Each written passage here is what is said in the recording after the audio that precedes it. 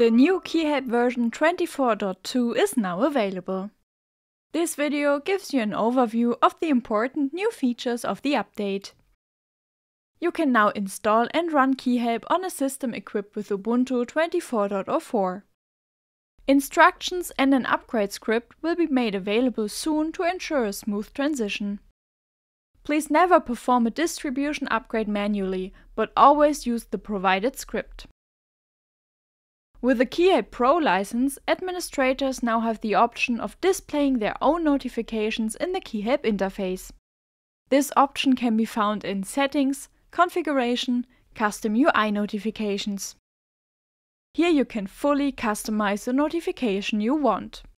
For example, you can decide if the notification should only be displayed in the admin area or also in the customer area, whether it is only visible in the dashboard or on all pages, and also specify the type of message, which is then displayed in different colors. Of course, there are also various customization options in the message itself. This new feature is ideal for keeping customers informed and announcing important updates and maintenance work, for example. With the new update, it is now also possible for users to save notes on the KeyHelp dashboard, as was already possible for administrators. This feature can be found on the dashboard in the customer area. The version numbers of the main services installed on the server can always be viewed in the admin dashboard. However, sometimes you may need more detailed information or the version number of a software that is not included in this list.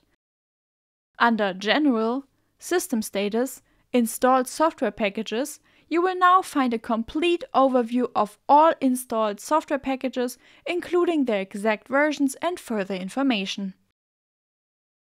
It is now also possible to add your own notes to backups. You will find this option in the backup management when you create a backup or schedule regular backups. This helps you to organize your backups and can also make it easier to find specific backup snapshots. All news can be read again at keyhelp.de/news, and all exact changes can be found at changelog.keyhelp.de.